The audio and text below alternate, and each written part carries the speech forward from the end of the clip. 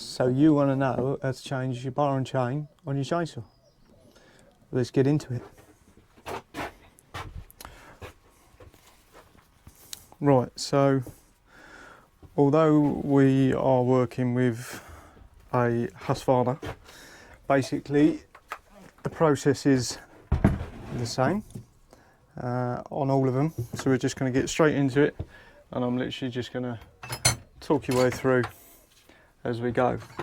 So basically, first things first, always make sure that the chain brake is off, just because it can make a bit of a pig when you're trying to get the clutch cover off, dependent on what type of clutch it is. On Husqvarnas, the brake is part of the cover, so if the chain brake is on, once you've undone those, you then can't pull that off, and it just makes it a bit awkward because everything's obviously all loose and just flopping around. So I just always make sure to just take it off. Then you want to grab yourself one of these, which is just your generic chainsaw tool, although you don't want to get that one because it's the wrong size. You don't want to get that one either because that is also the wrong size. Let me actually just get myself together.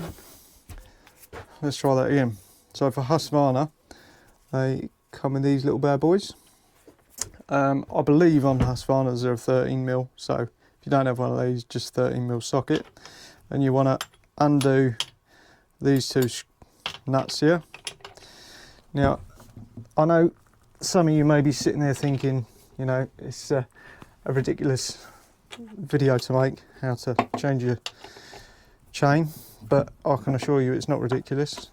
At the end of the day, if you've never been shown, it's not something that you're used to, then it definitely isn't ridiculous. And there are some things that can be done wrong. Chains can be put on backwards, that kind of thing.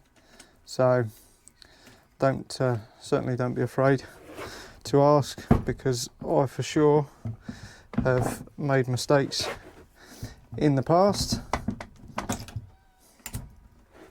So there's your clutch cover, and that's what I was talking about on the Husqvarnas, that this steel band in here is the chain brake, and that's what clamps around that. So hence, obviously, if the chain brake was applied, you wouldn't have been able to slide that off. But anyway, so once we're here, slide the bar all the way back. Obviously the chain gets nice and loose. Simply pop that off and then peel it from underneath. Now on some saws, obviously the how it's configured is going to be slightly different. Again, I think on Stihl saws the sprocket is external, so the sprocket is on the outside of the clutch, whereas on Husqvarna obviously it's inside. So but the main aspects of it are going to be exactly the same. So once you're here, obviously you can pull your bar off. Whenever you take your bar off, always check your bar for its overall condition. You want to be checking along, you know, looking straight down just to make sure that the bar is nice and straight. All depends on what you're doing. Again, clean, nice thin screwdriver, something like that, a little flathead. Just get that, make sure that the groove is nice and clean, because you do get a bit of build up in there. One thing that I always like to do is, you've got these little oil inlets, you've got one there, and then you'll flip the bar around and you'll have one on the other side of the bar as well. So one there and one there. So that's where the oil will come out of the saw, pass into the groove, and then obviously be picked up and carried through on the chain. So you just always want to make sure that those areas are nice and clean. and again sort of take the opportunity just to give everything a nice clean up. As you can see, this old girl needs a damn good clean. Plenty of build up and all that kind of stuff, but yeah, I'm not going to do that now because I literally just want to show you the bar and chain without digressing too much. Now, there's no right way or wrong way for the bar to go on. Bars should be flipped round periodically, and it just helps to keep a nice even wear on the bar. Again, from what I was saying earlier, when you take the bar off and you look down the centre, if there's some slight uneven wear, this sort of area here should be perfectly parallel to one another. One shouldn't be lower or higher than the other. Obviously, if they are, you want to get yourself a flat file and just dress the bar just to make sure that it's nice and flat again. And then obviously the other thing to check for, as bars wear, you will end up with like a burr that runs all the way along these edges. So again, good habit to get into is, if you're sticking an old bar back on, once you've got the bar off, get a nice flat file and literally just run it along, skate it along both sides, and that will just help to take that burr off. One, it stops you catching your fingers on it because that's very unpleasant, slice you to bits. And again, it just improves and extends the lifetime of the bar. Sorry. Again, check your nose bearing. Just make sure that all sounds okay, feels okay. And yeah, that's pretty much it. Once it's all dressed, quick clean, whatever. Obviously, if you're out in the field, you're not going to be able to clean it or anything like that. I'd always recommend, if you're out on the field or whatever, having a little tool. You can get proper little gully cleaners, but a little screwdriver works absolutely fine. But you're just wanting to remove all that, because at the end of the day, any of that stuff that's left in there is going to get mixed up with the oil, and it is going to increase the wear on the bar. So it's always just a good habit to get into, just trying to keep everything clean, and that kind of goes for the whole thing. So now it comes to putting the bar back on. So you will have, obviously you've got your two main studs that are just here. So that's what that groove on the bar slots over like that, and that just sits on there for now. It doesn't actually secure to the saw. Again, some saws, the bar tensioner will be built onto the body. Again, on the Husqvarnas, it's built into the clutch cover. So this little sort of dowel here, that's the bar tensioner. If it's built onto the saw, I mean, even when it's built onto the clutch cover, you kind of want to follow the same process, but it's a little bit more important if it's built onto the saw, because it just makes it virtually impossible to get the cover on if you haven't done it. To get the chain on if you haven't wound the bar back, especially if you're putting on a new chain, because obviously new chains are going to be slightly shorter than old chains, because as you use chains, they do stretch. So always, if it's built onto here, like I say, it will be obvious. It will be another little prong that sticks out, usually at the bottom. But again, just have a look and just sort of see if it's built onto the body or built onto there. You will need to wind it off to put the chain back on. So once you've got through all of that, like I say, just literally slot the bar on. Oh, actually, let's go back a step. I'm getting ahead of myself there. Let's just show you this quick. So a lot of people think that it's stupid and that you can never get this wrong, but trust me, you can. People do. We've all more than likely been there, done it at some point in our life, whether you're concentrating or not. There is a right way or a wrong way, obviously, for the chain to go on. So the chain needs to go on with the teeth being in the way of the cutting rotation. So if we imagine that the bar's on the saw, the chain's going to be spinning obviously that way. You want this part of the cutting tooth to be facing forward. If you put the chain on backwards, it will not cut. But you can, if you look at the chain, you can identify what is the back and the front. So if you are ever unsure, always look at the top of the chain. Again, I'll try and make sure you see it as best you can. So on the chain, is it going to focus?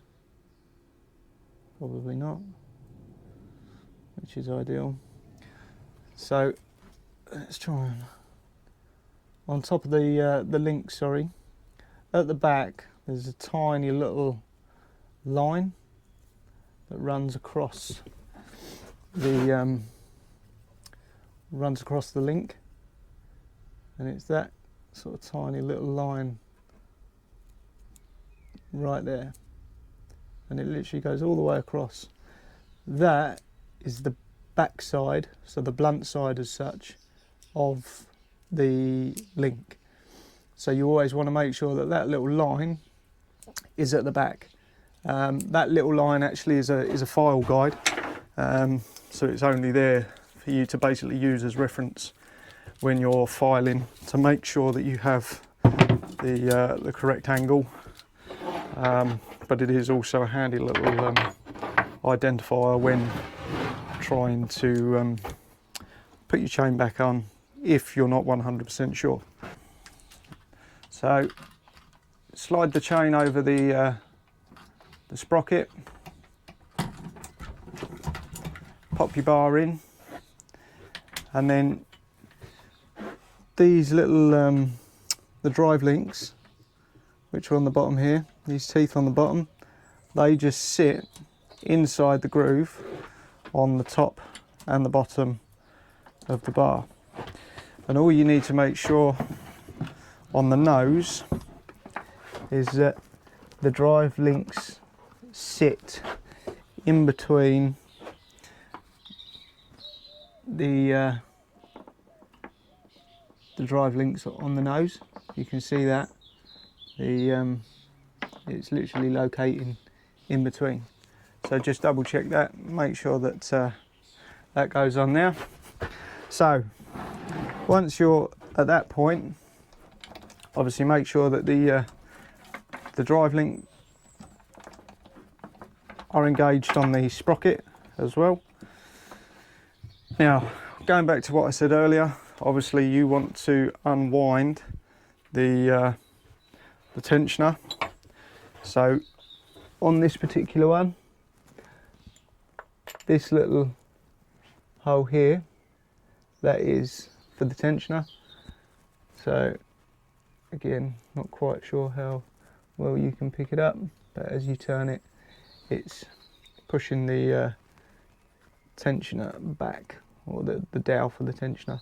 So what I tend to do is pretty much just wind it as far back as it will go, because you can obviously move the bar back, but you often can't extend it as far as where it needs to be if that dowel is too far forward. So I just kind of work it all the way back, and then you've got some room to play with. Yeah, what's going on here then? That's what's going on there then. I was being a bit of a sausage there, sorry. Yeah, so once it's in the right place, once the bar's in the right place with that little hole in the bar, that's what the tensioner slides into. Again, it's slightly easier if the tensioner is on the body of the saw rather than the cover, because obviously when you put the bar on, it's already located in the tensioner dowel. But you literally just press it on, wind your little studs up. So what I tend to do, just to make sure that the bar is located sort of as far back as possible, is I tighten them up. Nothing major, but you know, basically tighten them all the way. That ensures the bar is nice and flat against the body of the saw. Once they're tightened up, I then slacken them back off, you know, a turn or two. And then what you want to do, obviously because we've got all this slack, we need to take that up.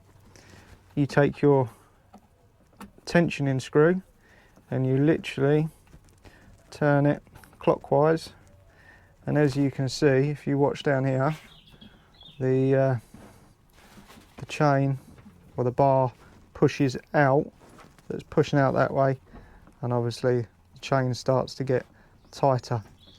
So sometimes just make sure that it again locates up in that groove. So once you get to this point where it's not tight but it's resting up against the bar, you know, you basically just want the chain to hold itself up against the bottom of the bar. It doesn't want to be tight, you know, it just needs to return itself to the bottom of the bar. But before you do these back up, what you want to do, because not sure if you'll be able to see, but you can see that there's that rocking in the bar.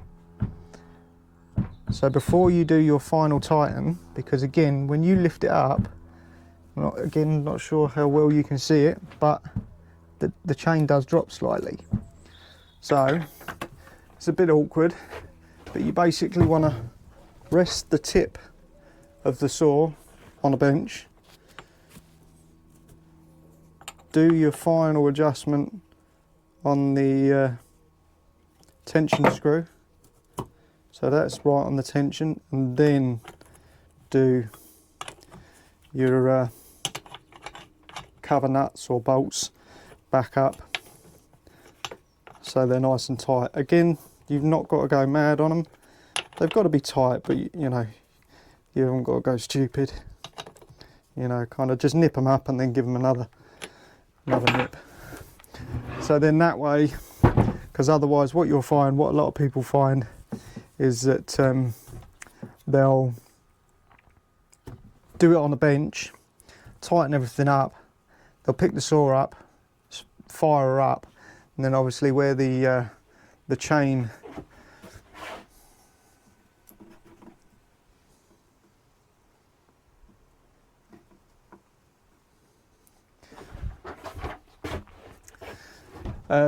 yeah, so what a lot of people often find is if they don't pick the body of the saw up, they'll do it on the bench, and then obviously they fire the saw up, and then because the bar moves slightly, all of a sudden when the chain stops moving, there's loads of sag in it, so they're having to readjust it. So as long as you put the tip on a bench or, you know, on the floor, whatever, do your final adjustments and then tighten up the cover, you'll be fine. Job done. But basically, ladies and gentlemen, that is how you install a bar and chain on a chainsaw. Like I say, some models will vary.